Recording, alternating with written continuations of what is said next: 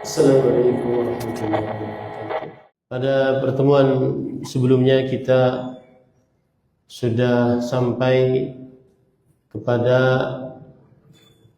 hadis yang ke-1465 dan sekarang kita masuk kepada bab yang baru atau hadis yang baru di dalam Kitabul Jami', Babul Birri Wassilah, bab kebajikan dan menyambung hubungan rahim. An Abdullah bin Amr radhiyallahu anhuma anin Nabi sallallahu alaihi wasallam qala ridallahi fi ridal walidain wa sakhatullahi fi sakhatil walidain, akhrajahu at-Tirmidzi wa sahhahahu Ibnu Hibban wal Hakim. Dari Abdullah bin Amr bin As radhiyallahu anhuma, Nabi Muhammad sallallahu alaihi wasallam bersabda, keridhaan Allah dalam keridhaan kedua orang tua dan kemurkaan Allah dalam kemurkaan kedua orang tua.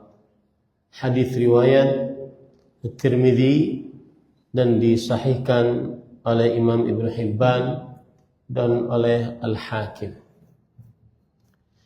Di dalam riwayat dari Al-Hakim dengan lafaz ridha Rabbi fi ridhal walid wa sukhtur Rabbi fi sukhtil walid. Keridhaan Ar-Rabb dalam keridhaan al-walid, al-walid ayah, dan kemurkaan Ar-Rabb dalam kemurkaan al-walid.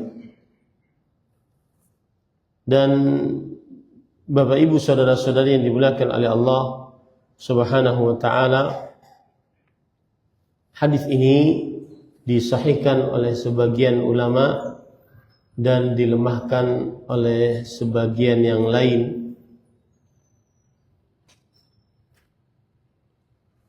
Dan hadis ini menunjukkan kepada keutamaan berbakti kepada kedua orang tua dan mengerjakan perbuatan yang mendatangkan ridha dari keduanya, serta memasukkan kegembiraan ke dalam hati kedua orang tua.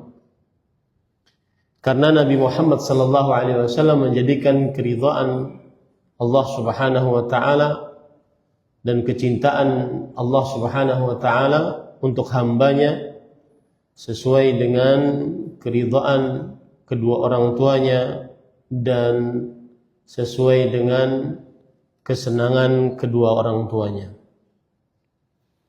Dan Nabi Muhammad sallallahu alaihi wasallam menjadikan kemurkaan Allah Subhanahu wa taala di dalam kemurkaan kedua orang tua disebabkan kedurhakaan sang anak kepada kedua orang tua. Dan yang demikian itu karena Allah Subhanahu wa taala memerintahkan untuk berbuat baik kepada kedua orang tua. Maka barang siapa yang berbakti kepada kedua orang tua, maka sungguh ia telah taat kepada Allah Subhanahu wa taala. Barang siapa yang durhaka kepada kedua orang tua, maka sungguh dia telah membuat murka kepada Allah Subhanahu wa taala.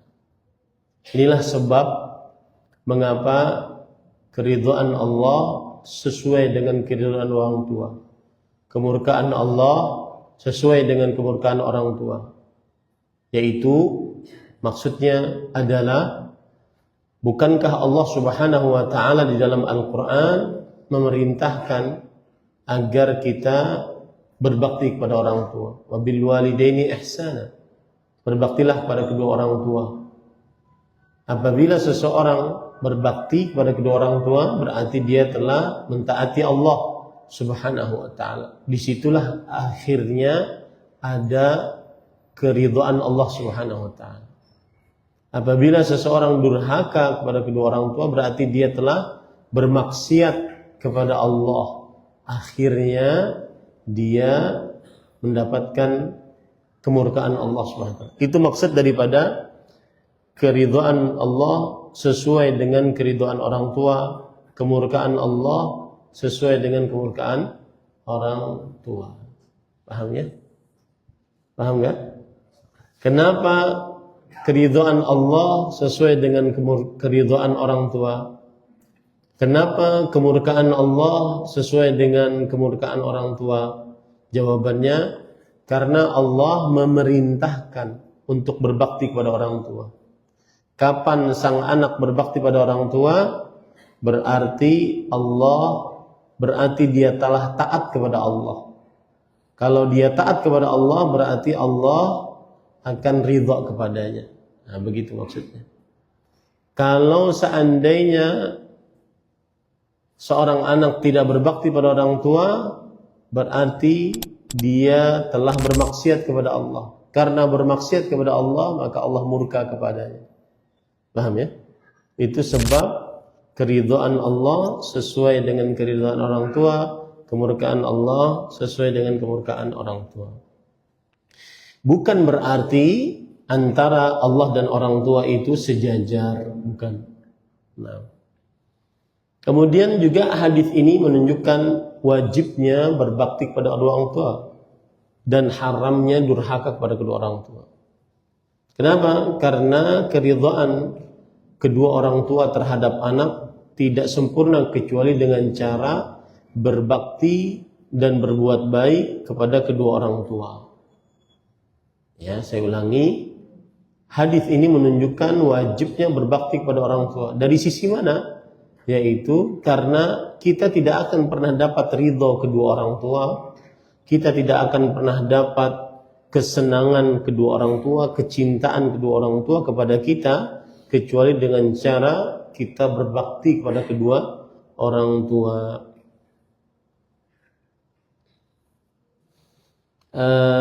Termasuk daripada bakti kepada kedua orang tua adalah berbuat baik kepada mereka, berbuat lembut terhadap mereka berdua, baik di dalam ucapan ataupun di dalam perbuatan, di dalam pandangan.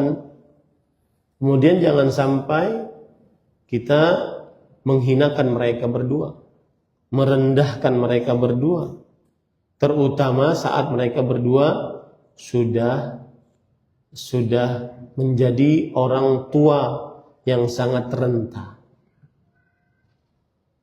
Allah berfirman dalam Al-Quran, وَلَقَدْ وَصَّيْنَا الْإِنسَانَ بِوَالِدَيْهِ حُسْنًا إِمَّا يَبْلُغَنَّ عِنْدَكَ الْكِبَرَ أَحَدُهُمَا أَوْ كِلَاهُمَا فَلَا تَقُلْ لَهُمَا أُفٍّ وَلَا تَنْهَرْهُمَا وَقُلْ لَهُمَا قَوْلًا كَرِيمًا. Dan kami wasiatkan kepada manusia agar berbakti kepada orang tua. Jika salah seorang atau kedua-duanya mereka hidup di sisimu, karena sudah tidak ada lagi penghasilan, tidak ada lagi rumah, akhirnya tinggal bersama anaknya, maka hendaklah bersabar dengan keadaan kedua orang tua tersebut. Nah, semakin tua semakin susah untuk mengurusnya. Semakin tua semakin banyak tingkahnya, semakin banyak keinginannya. Maka bersabarlah. Kemudian apabila ini termasuk daripada ketaatan kepada kedua orang tua yang wajib kita lakukan, jika orang tua memerintahkan sesuatu, maka hukumnya wajib bagi anak untuk mengerjakannya selama tidak bertentangan dengan syariat. Selama tidak bertentangan dengan syariat. Dan begitu juga seseorang yang meninggal orang tuanya, maka dia wajib tetap untuk berbakti pada orang tua. Meskipun orang tuanya sudah meninggal, dengan cara mendoakan kedua orang tua, beristighfar untuk kedua orang tua, bersedekah pada kedua orang tua, dan seterusnya. Saya akan menyebutkan permasalahan fikih di sini. Perhatikan baik-baik. Apa saja amal ibadah yang sampai kepada orang yang sudah meninggal. Maka mazhab Hambali mengatakan seluruh amal ibadah sampai kepada orang yang sudah meninggal. Mereka berdalil dengan qiyas. Mereka berdalil dengan qiyas. Kalau seandainya puasa sampai kepada orang yang sudah meninggal, haji sampai kepada orang yang sudah meninggal, sedekah sampai kepada orang yang sudah meninggal, maka begitu juga amal ibadah lainnya sampai kepada orang yang sudah meninggal.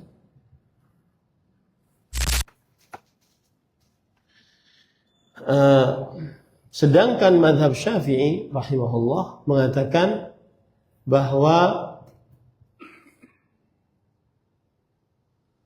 tidak sampai amal ibadah orang yang masih hidup kepada orang yang sudah meninggal kecuali jika ada dalilnya. Kecuali jika ada dalilnya. Dan tidak bisa ibadah dikiaskan dengan satu dengan yang lainnya.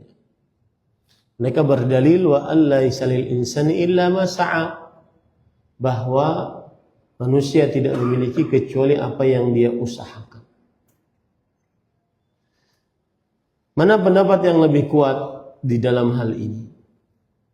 Jawabannya adalah kaidah di dalam beribadah, al-aslu fil ibadah at-tauqif. Asal hukum dalam beribadah diam, terlarang, tidak mengerjakan.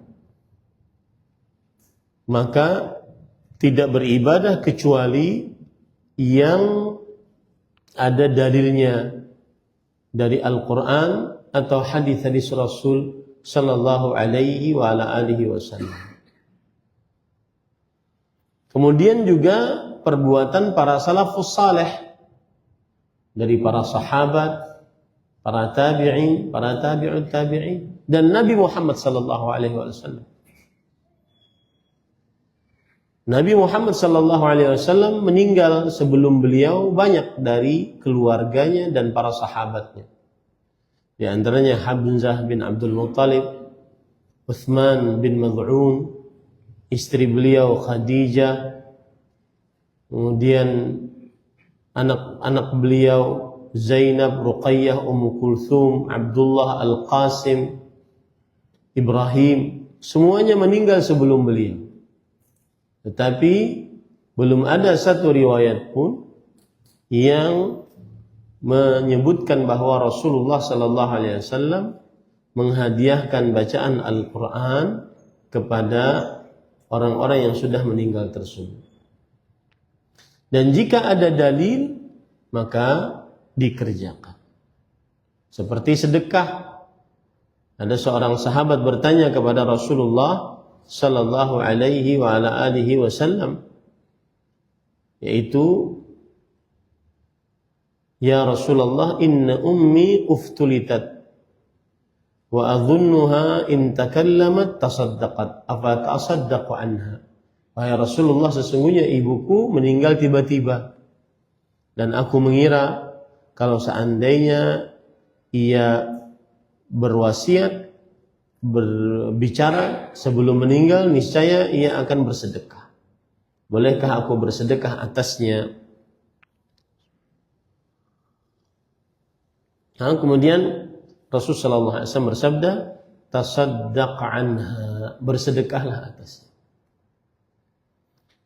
Ini dalil yang menunjukkan bahwanya bersedekah atas orang yang sudah meninggal. Puasa juga demikian.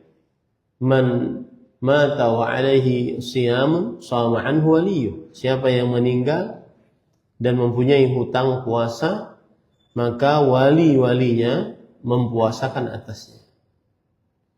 Haji atau umrah juga demikian.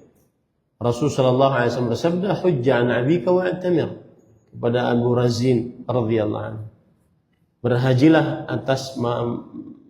atas bapakmu ataupun berumrohlah.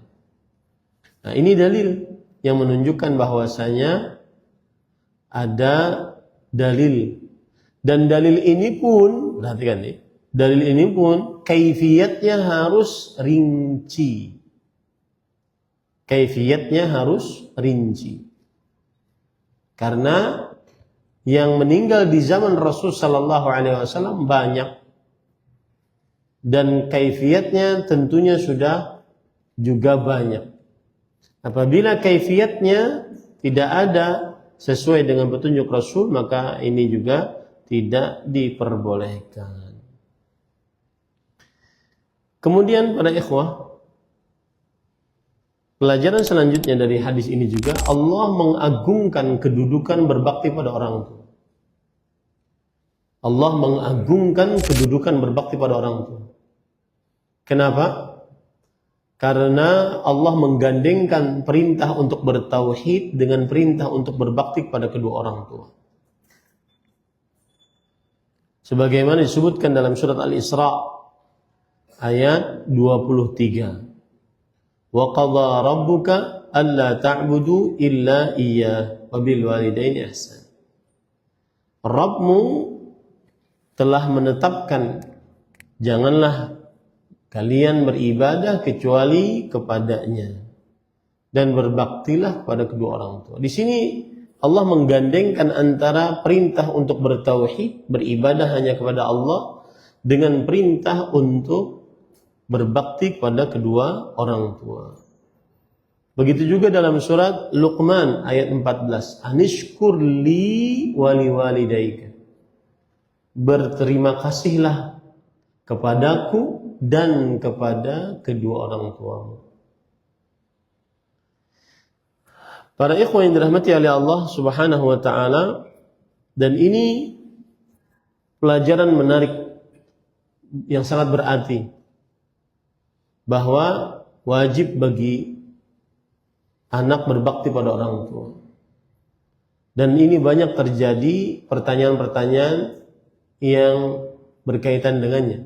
Seperti seorang anak enggan untuk berbakti pada orang tua karena bapaknya meninggalkannya di masa kecil, meninggalkan ibunya di masa kecil.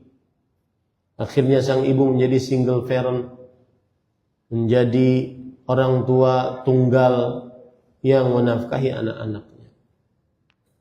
Kemudian ketika sang anak sudah belajar, ada perintah untuk berbakti pada orang tua. Maka tetaplah berbakti kepada kedua orang tua. Kenapa demikian? Karena salah satu jasa orang tua yang paling besar terhadap anak adalah keberadaan anak. Jikalau tidak ada pergaulan antara sang bapak dan sang ibu, tidak akan pernah ada anak tersebut.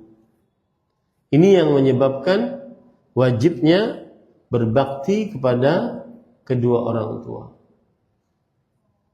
Walau orang tua kita terasa menzalimi kita. Kemudian pelajaran terakhir dari hadis ini juga adalah jumhur ulama rahimahumullahu ta'ala mendahulukan berbakti kepada ibu di atas lebih daripada berbakti kepada bapak. Jumhur ulama mendahulukan berbakti kepada ibu di atas lebih daripada berbakti kepada bapak. Bahkan dinukilkan oleh sebagian ulama ijma', konsensus, kesepakatan akan hal ini. Kenapa demikian? Karena Nabi Muhammad SAW menjadikan berbakti kepada ibu 3 kali atau 3/3 ya daripada berbakti kepada bapak, yang menjadikan bapak adalah 3/4 maksud saya, dan 1/4-nya adalah bapak. Sebagaimana hadis riwayat Abu Hurairah radhiyallahu anhu, ada seorang datang kepada Rasul sallallahu alaihi wasallam dan berkata, "Man ahaqqun nas bi husni sahabati?" Siapakah orang yang paling berhak untuk aku perbagus hubungannya dengannya? Kemudian Rasul SAW mengatakan, ummuka, ibumu. Kemudian siapa lagi wahai Rasulullah? Ummuka, ibumu. Kemudian siapa lagi? Ummuka, ibumu. Kemudian siapa lagi? Kemudian abuka. Jadi 3/4 adalah untuk ibu, 1/4-nya untuk bapak. Imam Al-Qurtubi rahimahullah di dalam kitab beliau Al-Mufhim lima ashkal alaihi min sahih Muslim mengatakan makna dzalik anna haqqahuma wa in kana wajiban fal ummu tastahiqqul hadzal awfara min dzalik. Maknanya adalah meskipun kedua orang tua kita wajib sebagai anak untuk berbakti kepada mereka berdua, tetapi ibu memiliki hak yang lebih besar di dalam bakti sang anak. Kenapa demikian? Sebabnya adalah al-mubalaghah fil qiyam. Karena ibu lebih sulit dibandingkan bapak. Ibu lebih sulit dibandingkan bapak. Yaitu ibu mengandung, ibu melahirkan, ibu menyusui. Tetapi patut diperhatikan bagaimana cara mendahulukan sang ibu dibandingkan bapak. Jawabannya adalah al-mubalaghah fi haqqil qiyam fil qiyam bi haqqil melebihkan untuk mengerjakan bakti kepada ibu dan mendahulukan bakti kepada ibu daripada bapak. Jadi melebihkan bakti kepada ibu dan mendahulukan bakti kepada ibu daripada bapak. Nah, itu adalah hadis yang berkaitan dengan berbakti kepada kedua orang tua. Hadis yang selanjutnya, hadis ke-1467. An Anas radhiyallahu anhu anin Nabi sallallahu alaihi wasallam qala walladhi nafsi biyadihi la yu'minu 'abdun hatta yuhibba li jarihi aw li akhihi ma yuhibbu li nafsihi. Muttafaqun alaih. Dari Anas bin Malik radhiyallahu anhu dari Nabi Muhammad sallallahu alaihi wasallam, beliau bersabda, demi jiwaku yang berada di tangannya, tidaklah beriman seorang hamba sehingga ia mencintai untuk tetangganya atau saudaranya sebagaimana yang ia cintai untuk dirinya sendiri. Hadis muttafaqun alaih, riwayat Bukhari dan Muslim.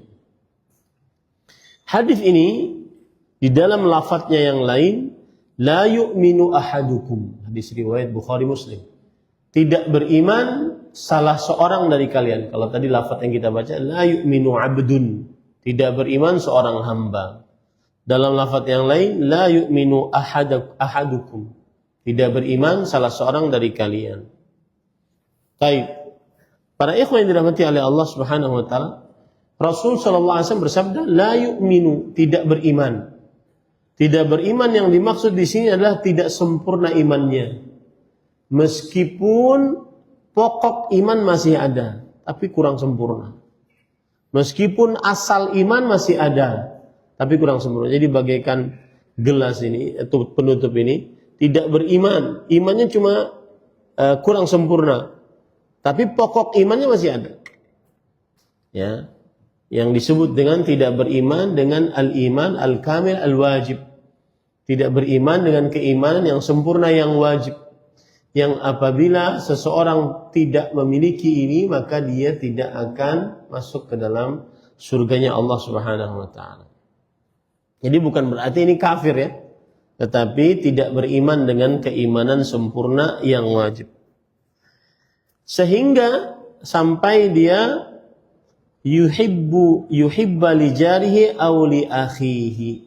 Yuhibba li jarihi aw li akhihi. Mencintai untuk tetangganya atau saudaranya.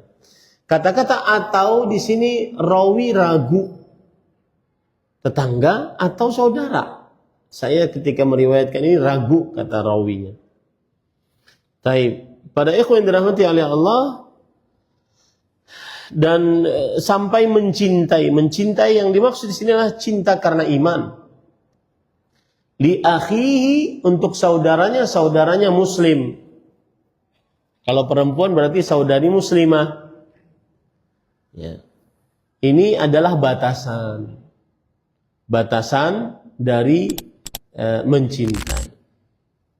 Sampai ia mencintai untuk saudaranya, yaitu saudara muslimnya, sebagaimana ia mencintai untuk dirinya sendiri.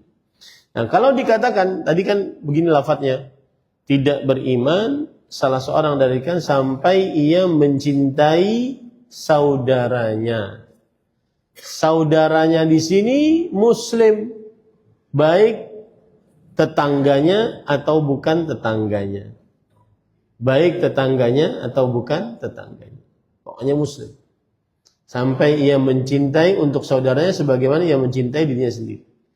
Baik, dalam lafaz yang tadi tetangga, sampai ia mencintai untuk tetangganya. Nah, tetangganya di sini baik itu muslim atau selain muslim. Nah, itu pendalaman syarahnya. Saya ulangi ya. Tidak beriman. Kan lafaz yang pertama bagaimana? Tidak beriman salah seorang di antara kalian sampai ia mencintai untuk saudaranya sebagaimana ia mencintai untuk dirinya sendiri. Kalau dikatakan untuk mencintai saudaranya, berarti saudaranya ini umum. Saudara muslim yang penting.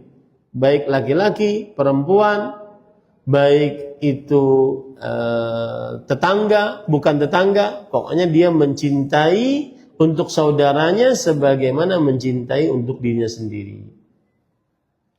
Kalau tadi lafaz yang kedua, tidak beriman salah seorang di antara kalian sampai ia mencintai untuk tetangganya sebagaimana ia mencintai untuk dirinya sendiri. Tetangganya yang dimaksud di sini adalah semua jenis tetangga, baik itu orang kafir, orang muslim.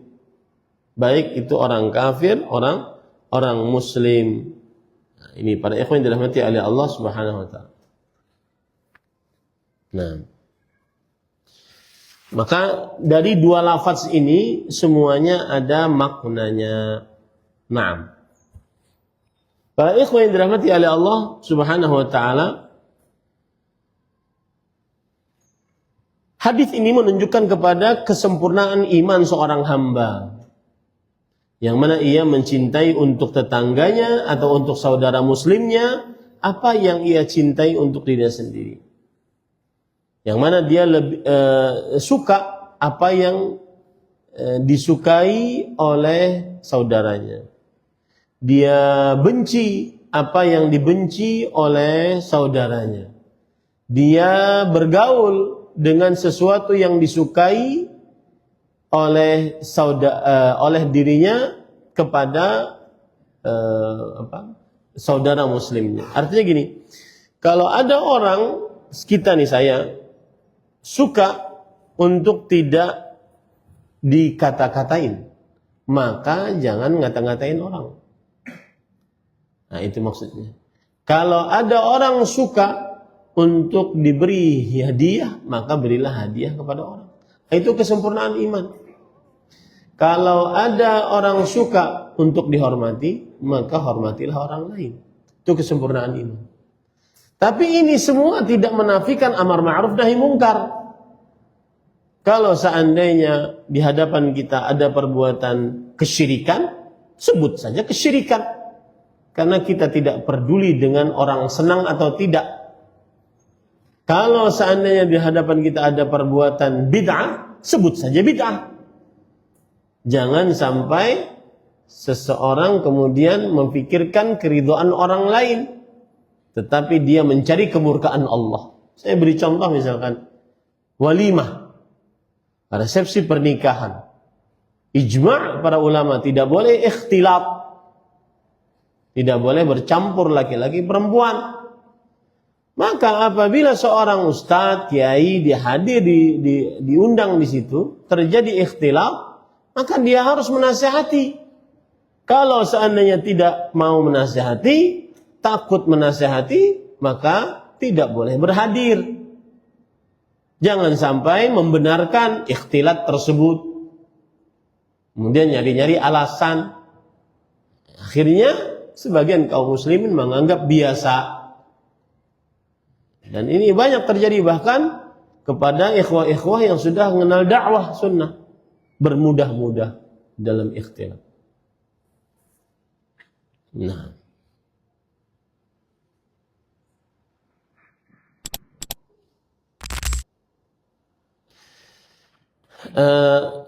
Ada hadis Rasul sallallahu alaihi wasallam yang berbunyi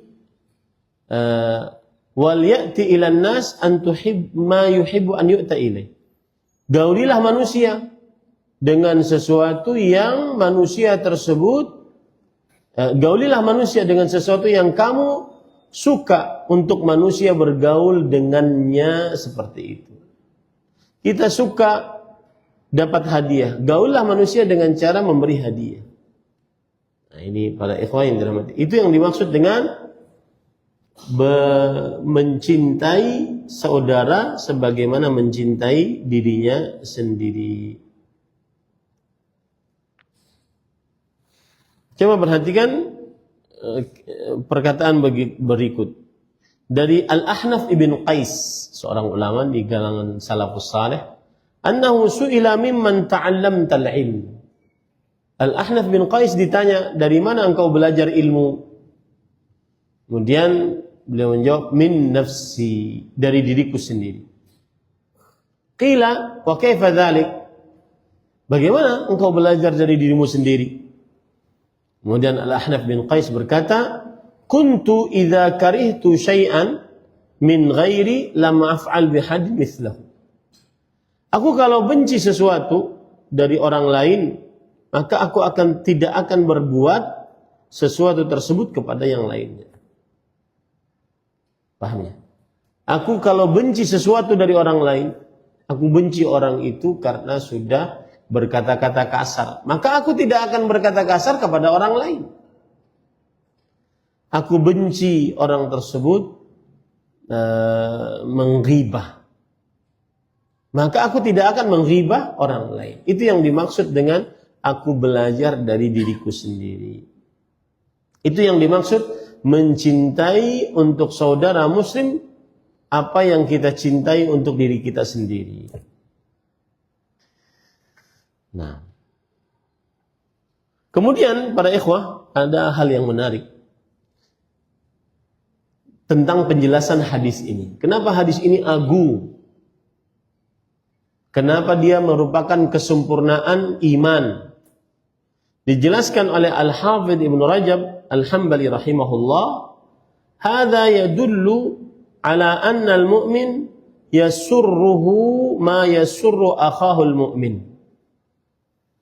Yang artinya ini menunjukkan bahwa orang beriman gembira terhadap apa yang menggembirakan saudara mukminnya. Wa yuridu li akhihi al-mu'min ma yuriduhu li nafsihi minal khair.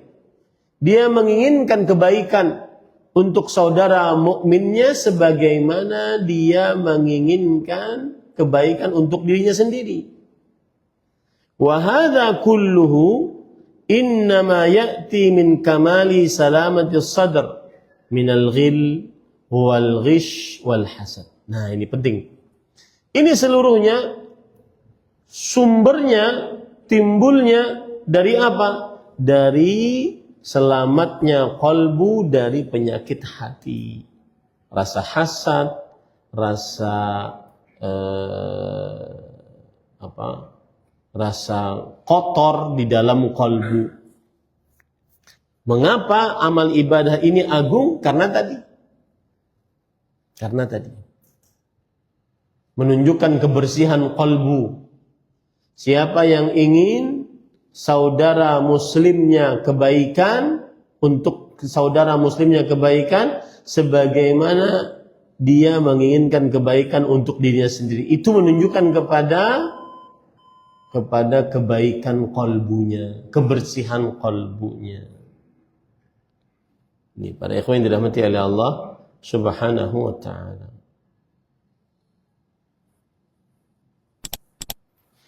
Oleh karena itu kebalikannya, siapa yang mendapati dirinya iri dengan saudara muslimnya, berarti ini lemahnya iman.